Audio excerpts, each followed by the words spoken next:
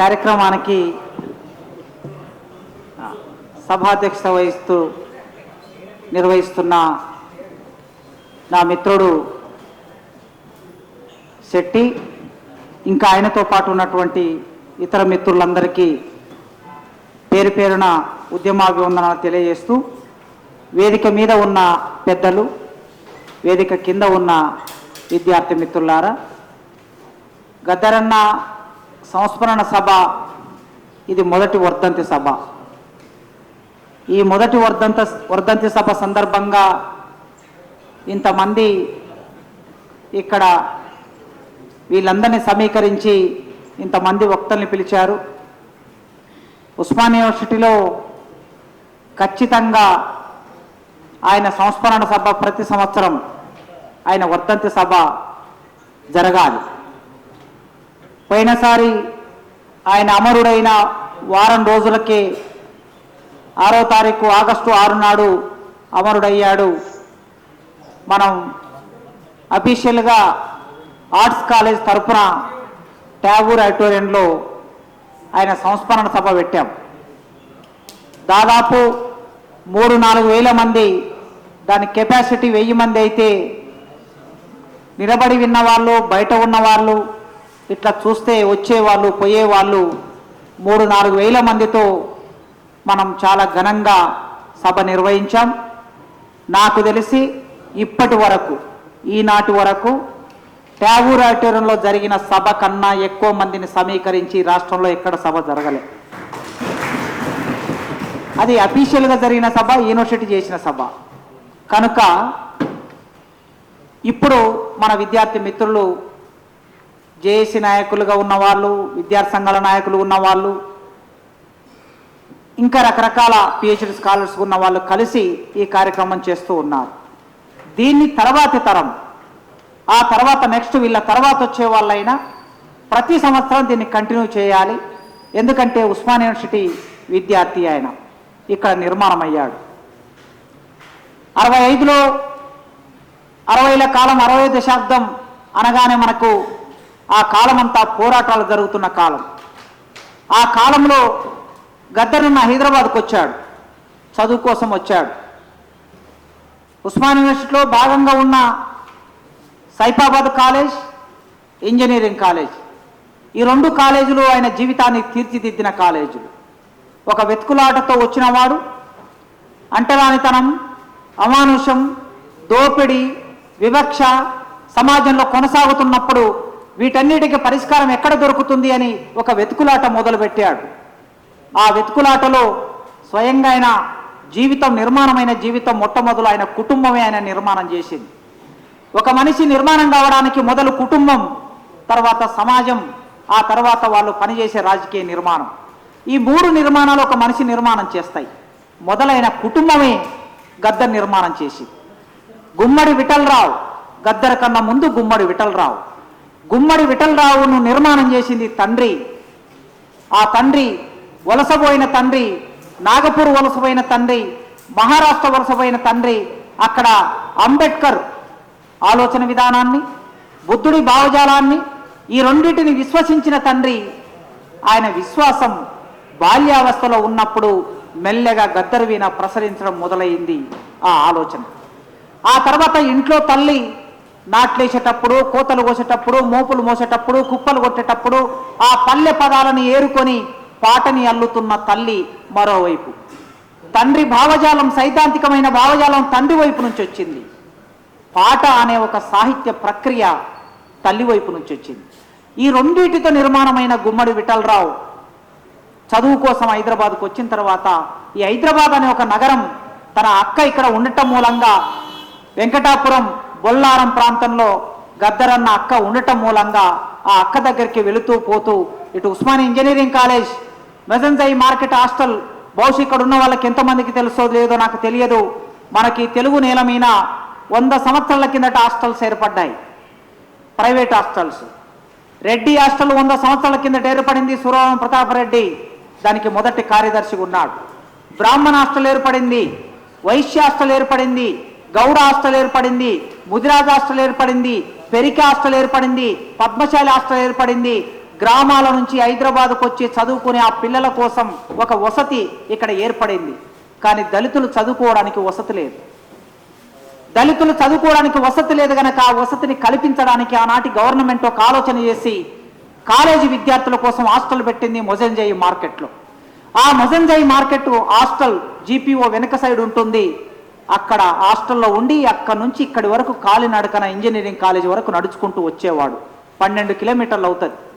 ఈ 12 కిలోమీటర్లు నడక అలసట, పుస్తకాలు కొనాలన్నా, పెన్నులు కొనాలన్నా, జీవితంలో చిన్న చిన్న ఖర్చులు ఏమన్నా చేసుకోవాలన్నా ఇంటి నుంచి డబ్బు వచ్చే అవకాశం లేదు కనుక ఆయన ఒక బాల కార్మికుడు. బాల కార్మికుడి జీవితం మీలో కొందరికైనా తెలుసు. సాహు అని ఒక రచయిత ఉన్నాడు. నీ కన్నీరు నా కన్నీరు కలిగినొల్లకు పన్నీరాయి, ఒంటిగా ఓ శోకం పెట్టే చిన్ని తమ్మయ్య, నీ జంటగా నేనుంటారారా చిన్ని తమ్మయ్య అని సాహు పాట రాస్తే ఆ పాటని గద్దరన్న పాడాడు. గద్దరన్న పాట పాడుతున్నప్పుడు ఇది నా బాల్యమే రాశావురా నీవు అని అనేవాడట సాహుతో. ఆయన ఒక ఇంటర్వ్యూలో చెప్పాడు, నీవు నా బాల్యమే రాశావు అంటే నా బాల్యము లాంటి కోట్లాది మంది బాల్యం ఇది. కింది కులాల నుంచి, కింది వర్గాల నుంచి వచ్చిన వారందరి బాల్యాన్ని నువ్వు కైగట్టి పాడావు. ఆ పాట నేను పాడుతున్నాను కనుక నన్ను గురించి నేను పాడుకుంటున్నట్లు ఉంది అంటే ఆనాడు ఆయన యవ్వనములో, బాల్యములో కార్మికుడిగా, ఎలాంటి బాల కార్మికుడిగా ఎలాంటి జీవితాన్ని జీవించాడో దాన్ని ఒక్కసారి తిరిగి పాడే ఒక స్థితి ఆయనకు కలిగింది ఆనాడు. ఇది ఒక అంశం. అయితే జస్ట్ గద్దర్ బాల్యం మీకు తెలియడం కోసం ఇక్కడ ఉన్నటువంటి వాళ్ళు మీరందరూ కూడా సమాజ ప్రభావాలతో కుటుంబం నుంచి ఇక్కడికి వస్తారు కనుక ఒక మనిషి ఎట్లా నిర్మాణం అవుతాడంటే కుటుంబం నిర్మాణం చేస్తుంది, తర్వాత సమాజ నిర్మాణం చేస్తుంది. ఆ నిర్మాణమైన వ్యక్తి వెతుకులాట ఒకటి మొదలైంది. గద్దర్ చాలా సీరియస్ రీడర్, మీకు తెలుసో తెలియదో చాలా లోతుగా చదువుతాడు ఆయన. ఆయనతో కలిసి పనిచేసే 15 సంవత్సరాలు కలిసి పనిచేసే అవకాశం, ఆయనతో కొట్లాడే అవకాశం, ఆయనతో వాదులాడే అవకాశం, ఆయనను కౌగులించుకునే అవకాశం, ఆయన మీద విమర్శ పెట్టే అవకాశం, ఆయన నా మీద అలిగే అవకాశం, నేను ఆయన మీద అలిగే అవకాశం. 15 సంవత్సరాలు మేము ఇద్దరం ఒకటే కమిటీలో పనిచేశాం కనుక ఆ మనిషి లోతు ఎంత, ఆయన డెప్త్ ఎంత అనేది ఆయన ఉపన్యాసాల్లో, ఆయన పాటల్లో మీకు తెలుసు. కానీ చాలా సీరియస్గా అధ్యయనం చేసేవాడు. ఈ అలవాటు ఆయనకి ఎప్పటి నుంచి మొదలైందంటే ఆయన ఇక్కడ ఇంజనీరింగ్ కాలేజ్ చదువుతున్నప్పటి నుంచే మొదలైంది. మీలో రీడింగ్ హ్యాబిట్ లేకపోతే మీరు ఎన్ని మాటలు చెప్పినా వృధా. ఈ సమాజాన్ని నడిపించాలంటే, సమాజానికి నాయకత్వం వహించాలంటే నోటుకొచ్చిన 4 మాటలు మళ్ళీ మళ్ళీ ఒల్లివేయటం మూలంగా లాభం ఉండదు. ఇవాళ వింటారు, రేపు వింటారు, 3వ రోజు ఇదే చెప్తారు కదా అనుకుంటారు. 4వ రోజు మన మాటలు వినాలంటే, మనం ముద్ర పడాలంటే మనం ప్రత్యేకంగా ఏదో మాట్లాడాలి. ప్రత్యేకంగా మనం ఏదో మాట్లాడాలంటే ప్రత్యేకమైన పుస్తకం మనం ఏదో చదవాలి. అది క్లాస్ రూమ్లో పాఠమైనా, బయట ఉపన్యాసమైనా, లేదా కార్యాచరణ అయినా అట్లా ఉంటేనే సాధ్యమవుతుంది. కనుక గద్దర్ అన్న లోతైన రీడర్. ఆయన చేతిలో పడిన మొదటి పుస్తకం కుల నిర్మూలన. ఈ కుల నిర్మూలన అనే పుస్తకం 1970లో ఆయన చేతిలో పడింది. అప్పటికి అంబేద్కర్ ప్రసరించలేదు తెలుగు నేల మీదకి, ఇంకా పూర్తిగా ప్రసరించలేదు. 1991 అంబేద్కర్ శత జయంతి వస్తే తప్ప అంబేద్కర్కి మనకు పరిచయం కాలేదు మొత్తం సమాజానికి. ఏదో కొద్ది మందికి మాత్రమే పరిచయం అయినటువంటి అంబేద్కర్. అది మొదటి ప్రతి కుల నిర్మూలన అనే పుస్తకం ఫస్ట్ ప్రింట్. అది ఆ ఫస్ట్ ప్రింట్ ఆయన చేతిలో పడిన తర్వాత ఆ పుస్తకాన్ని చదివాక వెతుకులాట ఏదైతే మొదలు పెట్టాడో, తాను అనుభవిస్తున్నటువంటి సమస్యకి పరిష్కారం ఎక్కడ ఉందో ఆ వెతుకులాటకి ఇక్కడ ఉంది అనుకున్నాడు ఆయన. ఇంకా తర్వాత మీకు తెలుసు ఆయన బుర్రకథ కళాకారుడుగా, జీవిక కోసం, బతుకుదెరువు కోసం బుర్రకథ కళాకారుడుగా మారాడు.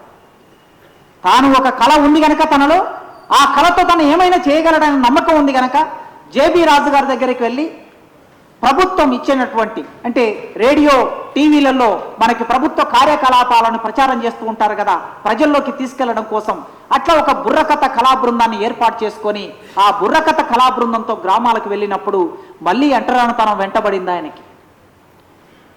కథ చెప్తారు, ప్రభుత్వ కార్యకలాపాలు చెప్తారు, ఆ ఊరి సర్పంచ్ గురించి చెప్తారు, సర్పంచ్ గొప్పతనం గురించి చెప్తాడు. సర్పంచ్ ఇంటికి భోజనానికి వెళ్ళిన తర్వాత మీరేముట్లు అనే ప్రశ్న ముందుకు వస్తుంది.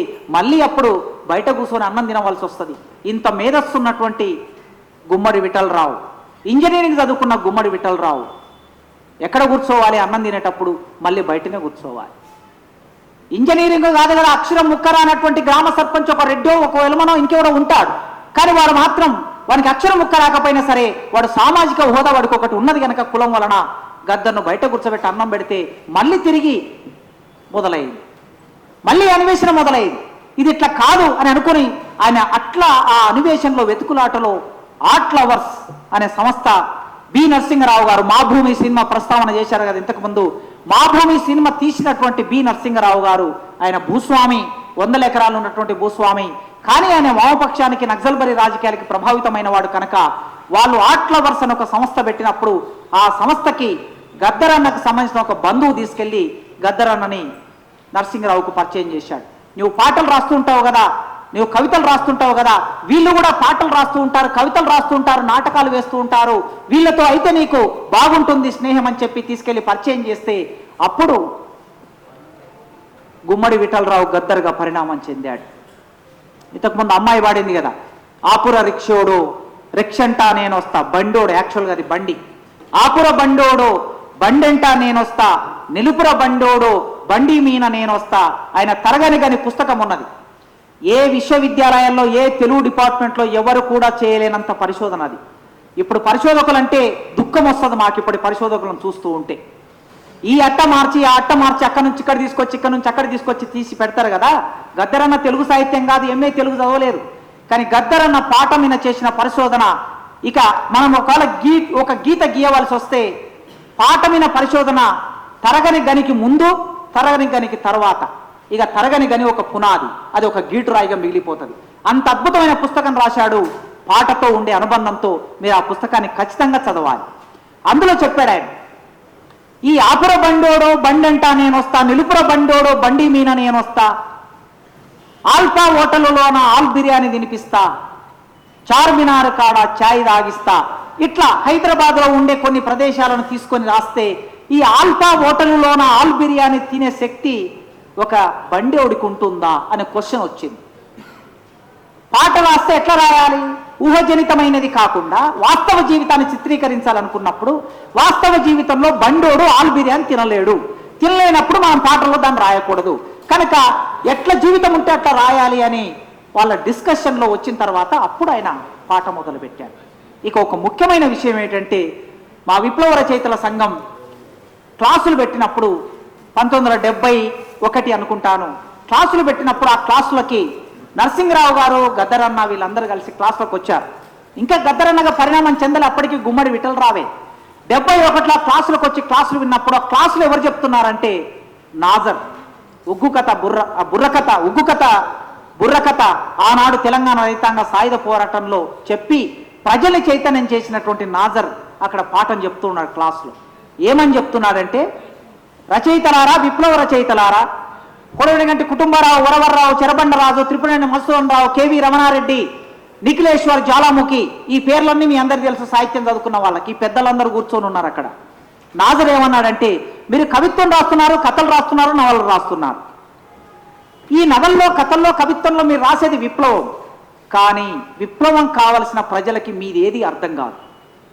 మీరు రాసే కథ చదవడానికి వాళ్ళకి చదువు రాదు, మీరు రాసే నవల చదవడానికి వాళ్ళకి చదువు రాదు, మీరు రాసే వచన కవిత చదవడానికి వాళ్ళకి చదువు రాదు. చదువు రాని ప్రజలకు మీరు ఏం కమ్యూనికేట్ చేస్తారు విప్లవాన్ని? మీరు రాసే ఈ సాహిత్యం అంతా మధ్యతరగతి ప్రజలని విప్లవానికి సానుభూతి పరులుగా మారుస్తుంది తప్ప సామాన్య ప్రజల్ని, విప్లవకర వర్గాలని విప్లవకారులుగా మార్చడానికి మీ సాహిత్యం పనికిరాదు అన్నాడట. ఈ క్లాసు విన్నాడు గుమ్మడి విఠలరావు. విన్న తర్వాత ఇంటికి వెళ్ళాక నరసింహరావు గారితో డిస్కషన్ అయినప్పుడు ఏమి చెప్తున్నాడు ఆయన, మరి ఏం రాయాలి? 3 కాకుండా అప్పుడే వరకు వచ్చిన కవిత కూడా రాసేవాడు గద్దరన్న. ఏం రాయాలనుకున్నప్పుడు పాట రాయాలి. అప్పటికే చెరబండరాజు, సత్యమూర్తి గారు విప్లవోద్యమంలో ఉన్నాడు. శివసాగర్ పేరు మీద కవిత్వం రాస్తూ ఉన్నాడు ఆయన. ఆ శివసాగర్ పేరు మీద రాసిన నర్రెంగ చెట్టు కింద నరుడో భాస్కరుడా, కన్నెర్ర చేస్తివయ్యో నరుడో భాస్కరుడా, చాగంటి భాస్కరరావు, డాక్టర్ చాగంటి భాస్కరరావు నక్సల్బరీ పోరాటం అంటే శ్రీకాకుళ పోరాటంలో అమరుడైతే ఆ అమరుడు మీద రాశాడు ఆయన. నర్రెంగ చెట్టు కింద నరుడో భాస్కరుడా, కన్నెర్ర చేస్తివయ్యో నరుడో భాస్కరుడా, కన్నెర్ర చేసి నీవు నరుడో భాస్కరుడా, కథనాన దూక్తివయ్యో నరుడో భాస్కరుడా. ఇది శివసాగర్ రాసిన పాట. ఇక్కడ నర్రెంగ చెట్టు ఉంది, ఇక్కడ గండగొడ్డలి ఉన్నది, ఇక్కడ కన్నెర్ర చేశావని ఉన్నది. ఒక కొత్త భాషని, కొత్త డిక్షన్ని తీసుకొచ్చాడు శివసాగర్ పాటలోకి. ఇది చూశాడు గుమ్మడి విఠలరావు. పాట అంటే ఇలా రాయాలి. అందుకే ఈ పాట నా తల్లి పాట. మీరు ఇంతకుముందు అమ్మాయి పాడారు, ఇంకెవరు పాడారు, మన మురళి పాడాడు. సిరిమల్లె చెట్టు కింద లక్ష్మమ్మ అనేది అది మామూలు పాట మాత్రమే కాదు, ఒక జీవితం. ఈ భారతదేశంలో ఉండే ఉత్పత్తి కులాల్లో ఉండే స్త్రీలందరి జీవితం. దళిత కులాల్లో ఉండే స్త్రీలందరి జీవితం. ఆ జీవితంలోకి పాట రాయాలి, పాటని విప్లవకరంగా మలచాలి. ఆ విప్లవకరమైన పాట ప్రజల వద్దకు వెళ్ళాలి. ప్రజల్ని విప్లవకారులుగా మార్చాలంటే గద్దర్ నుంచి తప్ప ఇంకెవరి నుంచి కాదు. అందుకే ఆయన ఆ పాటలోకి పదబంధాలని, విప్లవ సాహిత్యంలోకి అంటరాని పదాలని తీసుకొచ్చిన మొదటి విప్లవ కవి గద్దరన్న మాత్రమే. అయితే ఇక్కడ విప్లవానికి ఒక సంకేతం ఉంటుంది, దానికి ఒక ముగింపు ఉంటుంది. ఆ ముగింపు రాయాలనుకున్నప్పుడు కొన్ని సమస్యలు వస్తాయి అనుకుంటే అప్పుడు గుమ్మడి విఠలరావు పేరు కాకుండా గదర్ అనే పేరు మీద ఫస్ట్ ప్రింట్ అయింది. మీరు ఎర్రజెండ పత్రికలో ప్రింట్ అయింది ఆ పాట చూస్తే. ఎంటీ ఖాన్ గారు దానికి సంపాదకుడు ఉండేవారు. ఆ పత్రికలో గదర్ అనే పేరు మీద అది ప్రింట్ అయింది. ఇక గుమ్మడి విఠలరావు పేరు పోయి గదర్, అది రాను రాను గద్దర్గా మారిపోయింది. ఫస్ట్ ప్రింట్ అది గద్దర్గా మారిపోయి అక్కడి నుంచి గద్దర్. ఇక గద్దర్ సృష్టించిన తుఫాను ఈ తెలుగు సమాజంలో మీ అందరికీ తెలుసు. ఇంతకుముందు మురళి చెప్పాడు కదా, గద్దర్ పాటకి సర్వనామమా, గద్దర్ పాటకి నామవాచకమా, సర్వనామమా నామవాచకమా, దీనికి బదులా లేకపోతే ఆయన్నే అదే అంటే ఆయన్నే అది. కొన్నిసార్లు ఆయన సర్వనామంగా ఉంటాడు, కొన్నిసార్లు నామవాచకంగా ఉంటాడు, కొన్నిసార్లు ఆయన అదిగే ఉంటాడు. కనుక పాట అంటే గద్దర్, గద్దర్ అంటే పాట. ఆ పాట అట్లా మలచడానికి ఆయనకుండే శక్తి ఎక్కడి నుంచి వచ్చింది? జీవితం. కుటుంబరావు గారు ఒక మాట అంటారు, నీకేమైనా రాకపోతే రాయడం నేర్పించవచ్చు, కానీ సాహిత్యం రాయాలంటే జీవితం ఉండాలి. రాయడం నేర్పించవచ్చు కానీ జీవితం లేకపోతే నేర్పించలేము కదా అన్నాడు కుటుంబరావు. గద్దరన్నకి సువిశాలమైన జీవితం ఉన్నది, అంటరానితనమైన జీవితం ఉన్నది, దోపిడి గురైన జీవితం ఉన్నది, వెనుకబాటుతనం ఉన్నది, తల్లి జీవితం ఉన్నది, తండ్రి జీవితం ఉన్నది. ఆ జీవితాన్ని అంతా పాటలోకి పట్టుకొచ్చాడు గనక ఎద్దోల వెనుకకు ఒక్కొక్క అడిగేసి నాట్లేసి లచ్చుమమ్ము నీ నడుముల ఇరిగేన లచ్చుమమ్ము. ఎద్దు వెనకకి అడిగేయడం అనేది సాధ్యం కాదు. మీరు ఎవరైనా నాగలి దున్నిన వాళ్ళకి మీకు అనుభవంలో ఉంటే మీకు తెలిసి ఉండాలి. ఎద్దు మనం పగ్గం బట్టి ఒక్కసారి వెనక్కి లాగితే 1 అడుగు 2 అడుగులు వేయటం అనేది చాలా కష్టం. మరి స్త్రీలు నాట్లేసేటప్పుడు ఎకరాలు నాట్లేసేటప్పుడు పొద్దున 8 గంటల నుంచి సాయంత్రం 6 గంటల వరకు వెనక్కే నడుస్తూ ఉంటారు వాళ్ళు. కనుక ఆ దృశ్యాన్ని, తన తల్లి దృశ్యాన్ని తీసుకొచ్చాడు అక్కడ. ఎద్దోల వెనుకకు ఒక్కొక్క అడిగేసి నాట్లేసి లచ్చుమమ్ము నీ నడుములే ఇరిగేన లచ్చుమమ్మ. దీపాలి వచ్చింది దీపంత లేదాయి నీ బ్రతుకంత అమావాస. శివరాత్రి వచ్చింది నీ బ్రతుకంత అమావాస. చినిగిన పేల్కలు గట్టి కూలీకి నీవు పోతే దొరగాడు చూసే చూపు. జొన్న కొయ్యడానికి నీవు పోతే జొన్న కొయ్య దిగి లచ్చుమమ్మో నీ కాలంత వాసింద లచ్చుమమ్మ. ఇది ఒక దృశ్యం. కానీ ఆయన విప్లవోద్యమాన్ని నమ్ముకున్నాడు కనుక ఆయన అంతిమంగా పరిష్కారం ఏం చూస్తాడు? నీతోటి చెల్లెళ్ళు నీతోటి ఎక్కలు కొమరెల్లి కొండల్లో కొలిమి రాజేసిండు కొడవళ్ళు అందుకొని లచ్చుమమ్మో నువ్వు కూలి దండులో చేరు లచ్చుమమ్మో. అది ఆయన ముఖ్యం. నీకు పరిష్కారం ఎక్కడుందంటే అక్కడుంది పరిష్కారం. ఇది ఆయన ప్రత్యేకంగా కవిత్వంలోకి తీసుకొచ్చిన డిక్షన్. కవిత్వం అంటే నా దృష్టిలో పాటనే. గద్దర్ సాహిత్యంలోకి వచ్చిన తర్వాత శ్రీశ్రీ 1934 ఒక మాట అన్నాడు మహాప్రస్థాన గేయాలు అయిపోయినాక, తెలుగు సాహిత్యం ఇప్పటి వరకు నన్ను నడిపించింది, ఇప్పటి నుంచి తెలుగు సాహిత్యాన్ని నేను నడిపిస్తా అన్నాడు. నిజంగా 40 నుంచి 83 వరకు తెలుగు సాహిత్యాన్ని ఆయన నడిపించాడు. కానీ 1975 తర్వాత తెలుగు సాహిత్యాన్ని గద్దరు మాత్రమే నడిపించాడు, ఇంకెవ్వరు నడిపించాడు. వచన కవిత రాసిన మహాకవులందరూ కుర్చగా మారిపోయారు, గద్దరు ఒక హిమాలయ శిఖరంలాగా మారిపోయారు. ఎందుకు అట్లా మారిపోయాడంటే పాటలోకి కవిత్వాన్ని, ఒక కొత్త పదబంధాలను తీసుకొచ్చాడు గనక. ఇది ఒక అంశం. అయితే వేదిక మీనికి ఆయన ఆయన ఆహార్యం మొత్తం మార్చేశాడు. మనకు తెలంగాణ రైతాంగ సాయుధ పోరాటంలో పాట పాడటం అంటే ఏకవచనం. ఒక మనిషి పాట పాడుతుంటాడు, ఒక 4 బృందగానం చేస్తారు. పాట పాడటం, బృందగానం చేయటం, ఇది మాత్రమే ఉంది. కానీ పాటని ఒక నటనగా మార్చడం అనేది గద్దరే చేశాడు. అది ప్రవేశపెట్టాడు సాహిత్యంలోకి, లేదా ప్రదర్శన కళలోకి ప్రవేశపెట్టాడు. దీని మీద రీసెర్చ్ జరగాల్సిన అవసరం ఉన్నది. ఆయన వేదిక మీదకి వచ్చాడంటే ఒక గోసి, ఒక గొంగడి, అవి కేవలం మనకు కనిపించే దృశ్యాలు మాత్రమే కాదు. ఆ గొంగడి ఒకసారి ఒరిగిపోయిన అమరవీరుడి గురించి పాడుతూ ఉంటే ఆ అమరవీరుడి తల్లి లాంటి ఆ తల్లిగా మారిపోతాడు ఆయన. ఆ అమరవీరుడి తల్లి కొంగులాగా మారిపోతాడు, ఆ తల్లి ఒడిలాగా మారిపోతాడు. అదే గొంగడి ఒక వీరుడు ఎక్కుపెట్టినటువంటి తుపాకీ అనుకుంటే ఆ ఎక్కుపెట్టిన తూటాలాగా దాన్ని తుపాకీగా మారుస్తాడు అదే కొంగును. ఎన్ని రూపాల్లోకి అయితే అన్ని రూపాల్లోకి నవరసాల భరితమైన వ్యక్తీకరణ అది గద్దర్ వ్యక్తీకరణలోకి వచ్చింది. ఇది మాత్రమే కాదు, పాట అంటే ఒకరు పాడతారు పూర్తి పాటను, కానీ గద్దర్ అన్నది అది కాదు. ఆయన కొత్తగా ప్రవేశపెట్టింది ఏమిటంటే ఒక పల్లవైన అందుకుంటాడు. పల్లవైన అందుకున్న తర్వాత దాని నెక్స్ట్ చరణం డప్పు రమేష్ పాడతాడు, ఆ తర్వాత చరణం రాజనరసింహ పాడతాడు, ఆ తర్వాత చరణం సంజీవ్ పాడతాడు, ఆ తర్వాత చరణాన్ని దివాకర్ పాడతాడు. అంటే ఒకే పాటను నలుగురు ఏకకాలంలో పాడి ఆ ప్రజలందరినీ తనలోకి ఇన్వాల్వ్ చేసుకోగలిగిన ఒక గొప్ప శక్తిని ఆయన రూపొందించాడు. ఇది మాత్రమే కాకుండా ఆయన పాటని మొదలు పెట్టే ముందు ఒక రాగాన్ని, అది ఆదిమ రాగం, అది అంటరాని రాగం, వేల సంవత్సరాలుగా గుడికి బడికి ఊరికి దూరంగా ఉన్న రాగం, సంగీతానికి దూరంగా ఉన్న ఆ ఆదిమ రాగం ఏ అర్ధరాత్రో ఏ అపరాత్రో ఏ కోడికూస రాత్రో ఆ ఒంటరితనాన్ని మర్చిపోవడం కోసం ఆ మంచమిన కూర్చొని ఎత్తినటువంటి ఆ రాగం గద్దరన్న వేదిక మీదకి తీసుకొచ్చి లక్షలాది మంది ప్రజల పరం చేశాడు. మనకి భావకవిత్వంలో కృష్ణశాస్త్రి ఉండేవాడు. కృష్ణశాస్త్రి ఆయన కటింగ్ ఎట్లుండేదంటే విప్పి కటింగ్ లాగా ఉండేది, ఇక్కడి వరకు దూకునేవాడు. ఆయన లాల్చి పైజామా వేసుకునేవాడు.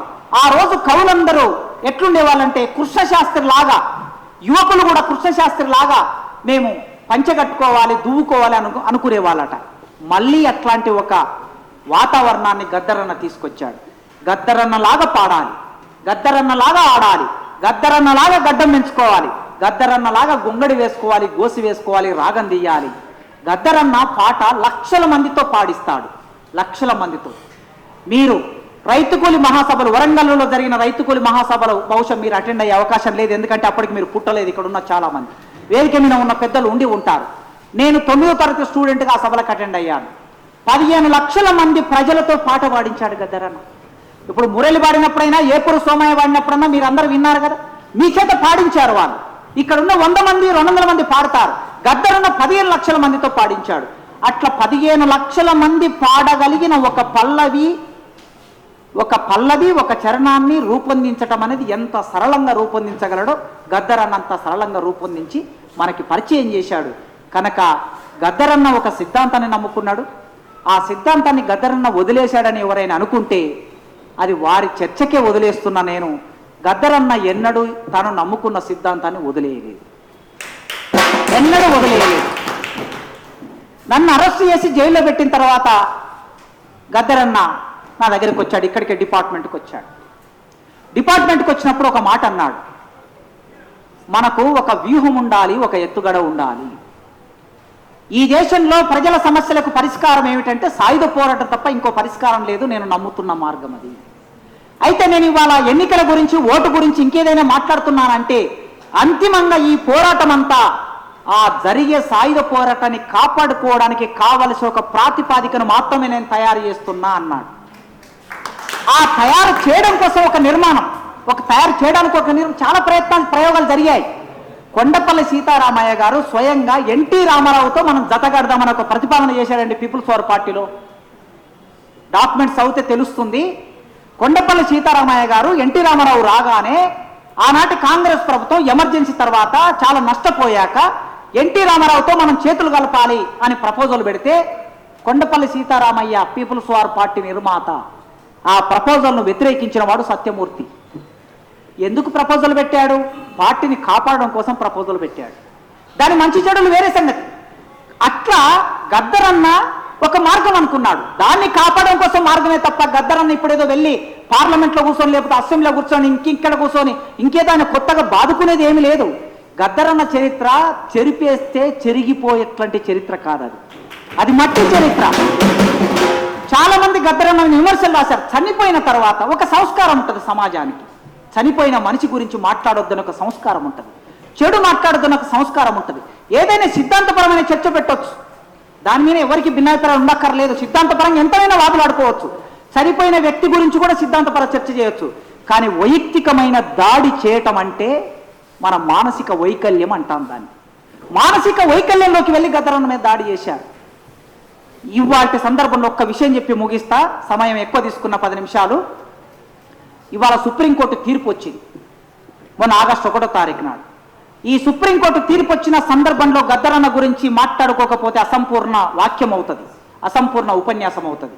1994లో ఎంఆర్పిఎస్ ఉద్యమం వచ్చినప్పుడు ఇక్కడ హైదరాబాద్కు 1,00,000 మందితో 96లో వచ్చినప్పుడు ఈ 1,00,000 మంది ఉద్యమానికి ఆనాటి పీపుల్స్ వార్ పార్టీ మద్దతు తెలియజేసింది, విప్లవ రచయితల సంఘం మద్దతు తెలియజేసింది. దీనికి గద్దరన్న సంఘీభావ కమిటీ ఏర్పడి దానికి చైర్మన్ ఉన్నాడు. ఇక్కడ సిఎల్ యాదగిరి అన్ననే ఉదాహరణ, ఆయనే సాక్ష్యం.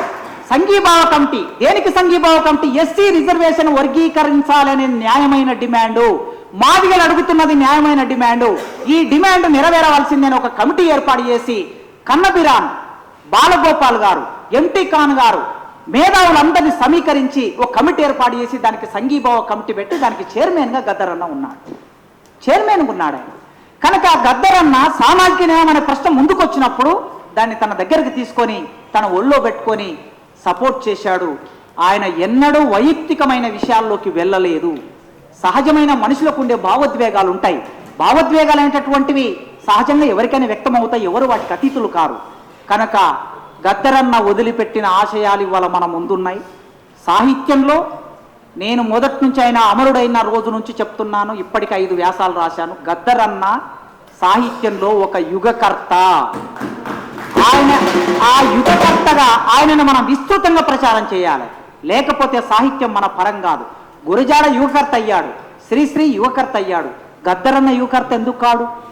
ఖచ్చితంగా అవుతాడు. కనుక ఒక యుగాన్ని సృష్టించి ఆ యుగాన్ని నడిపించి ఆ యుగాన్ని శాసించినటువంటి గద్దరన్న తెలుగు సాహిత్యంలోకి ఒక కొత్తదనాన్ని తీసుకొచ్చాడు. సాహిత్యాన్ని ప్రజల పరం చేశాడు. ప్రజల పరం చేసిన ఆయన ఆశయం అంటరానితనం పోలే, అణిచివేత పోలే, దోపిడి పోలే, సామ్రాజ్యవాద దేశాల దోపిడి పోలేదు, భూస్వాముల దోపిడి పోలేదు, అది ఇంకా కొనసాగుతూ ఉన్నది. వాటి నిర్మూలన కోసం పనిచేయటమే మన ఆచరణలో మనం పనిచేయటమే ఆయనకిచ్చే నిజమైన నివాళి. ఆయన వెంట ఒక 25 సంవత్సరాలు నడిచాను. ఆ 25 సంవత్సరాల కాలంలో 15 సంవత్సరాలు కలిసి పనిచేశాను. ఆయన నుంచి నేను ఎంతో నేర్చుకున్నాను. ఆయన ప్రతిపాట నాకు కంటతా వచ్చు. అంతగా నన్ను ప్రభావితం చేసిన గద్దరన్నకి ఈ వేదిక మీద నుంచి నివాళి అర్పిస్తూ మా శెట్టి ఆయన 1998లో మేము తెలంగాణ స్టూడెంట్ ఫ్రంట్ పెట్టినప్పుడు ఆయన మాతో నడిచాడు. ఇక్కడ ముగ్గురే ఉన్నాడు మాతో నడిచిన వాళ్ళు. శెట్టి నడిచాడు, దర్వెల్లన్న నడిచాడు, వరంగల్ రవి నడిచాడు. ఈ వేదిక మీద ఉన్న ఈ ముగ్గురు 1998 సంగతి చెప్తున్న మిత్రులారా. అప్పటికి ఇవాళ మంత్రులుగా ఉన్నోళ్ళు, ముఖ్యమంత్రులు అయిన వాళ్ళు తెలంగాణ గురించి ఎవరు మాట్లాడని రోజు ఇదే ఆర్ట్స్ కాలేజ్, ఇదే రూమ్ నెంబర్ 57లో 98 అక్టోబర్ 14వ తారీఖున సంఘం ఏర్పడితే 98 డిసెంబర్ 7వ తారీఖు నాడు ఇక్కడ సభ జరిగింది. ఈ సభలో దరువెల్లన్న పాట పాడాడు. ఈ సభలో ఆయన వరంగల్ రవి పాట పాడాడు. శెట్టి ఒక కార్యకర్త, ఆయన వెనుకుండి పనిచేయడానికి చాలా వెనుకుండి పనిచేస్తాడు. నిజాం కాలేజీలో మా పిల్లల మీద దాడి చేశారు. ఒక సంఘం దాడి చేస్తే మన పిల్లల్ని రక్షించుకోవాలంటే మళ్ళీ తిరిగి మనం వెళ్ళాలి అని అంటే మనం జస్ట్ మాట్లాడొద్దామని వెళ్ళాం. ఒక 20-30 మంది, మాతో పాటు నవీన్ కూడా వచ్చాడు. వెళ్ళిన తర్వాత అక్కడికి వెళ్ళాక ఒక నాయకుడు వచ్చి ఇట్లా నా చెయ్యి గిడ పట్టుకున్నాడు. నేను ఇట్లా హ్యాండ్ మట్ చేసుకునేవాడిని, ఈడ పట్టుకున్నాడు. అవతలి సంఘం విద్యార్థి సంఘం నాయకుడు ఈడ పట్టుకుంటే ఇక బూతు వేదిక మీద చెప్పకూడదు కనుక చెప్పట్లేదు, నా వెనుకనే ఉన్నాడు ఆయన. ఆ బూత్ అందుకొని అక్కడ ఒక కట్టె ఉంటే, చెట్టు ఉంటే చెట్టును విరిసి వాడిని కింద పడేసి కొట్టాడు. అట్లాంటి మిలిటెంట్ ఈయన పోషించాడు. ఎన్నో దాడులు, దౌర్జన్యాలు, అన్ని రకాల కేసులు, నిర్బంధాలు ఇవాళ ఎవరైనా చెప్పుకోవచ్చులే, తెలంగాణ ఉద్యమంలో నాయకులు కావచ్చు, ఏమైనా కావచ్చు. కానీ ఒక చరిత్ర గడిచిపోయింది. ఆ చరిత్ర వెంట గద్దరన్న మాతో పాటు ఉన్నాడు. తెలంగాణ జనసభ ఏర్పడింది 98లోనే. ఆయన జనసభలో, బహిరంగ సభలో ఆయన ఉపన్యాసకుడు, ఏర్పాటులో ఉపన్యాసకుడు. తర్వాత తెలంగాణ ప్రజాఫ్రంట్ పెట్టాడు. ఎందుకోసం పెట్టాడు? తెలంగాణ జేఏసీ ఏర్పడింది అటువైపు. సార్ ఇక్కడనే ఉన్నారు, జేఏసీ చైర్మన్. అటువైపు జేఏసీ ఏర్పడి ఉన్నది. ప్రజాఫ్రంట్ ఎందుకు అవసరం వచ్చింది? ఇదొక చరిత్ర కదా. ఎందుకు అవసరం వచ్చింది? ఒక చరిత్ర కదా. ఆ చరిత్రని క్రియేట్ చేశాడు గద్దరన్న. అట్లాంటి గద్దరన్న మీన సామిడి జగన్ రెడ్డి భారతదేశ ప్రజాకవి గద్దర్ అనే ఒక 1000 పేజీల పుస్తకాన్ని రాశాడు. గద్దరన్న జీవిత చరిత్ర. ఈ 1000 పేజీల పుస్తకంలో చాలా సమాచారం ఉంది. ఎందుకంటే ఈ పుస్తకం అశాంతం చదివాను. మొదటి పేజీ నుంచి చివరి పేజీ వరకు చదివి దీనికి నేను ముందు మాట రాశాను. ఈ పుస్తకం మీ అందరికి ఒక సోర్స్గా ఉంటుందని, అట్లే సూర్యం గద్దరన్న రచనలన్నిటిని ఒక్కొక్కటి బయటికి తీసుకొస్తున్నాడు ఫౌండేషన్ పేరు మీద. ఇప్పటికీ 2 వచ్చేసాయి, ఇది 3వది కూడా వచ్చినట్టుంది. మనం 4 వచ్చాయి, 4 రచనలు వచ్చాయి. అవన్నీ మనం కొని చదవటం వలన ఆ పుస్తకం నిలబడుతుంది, ఆయన రాసిన రచనలు మన సమాజంలోకి వస్తాయి. ఆ ప్రయత్నం మీరందరూ చేయాలని నాకు ఈ అవకాశం ఇచ్చినందుకు, 10 నిమిషాలు ఎక్కువ ఇచ్చినందుకు మీ అందరికీ ఉద్యమాభివందనాలతో ముగిస్తున్నాను.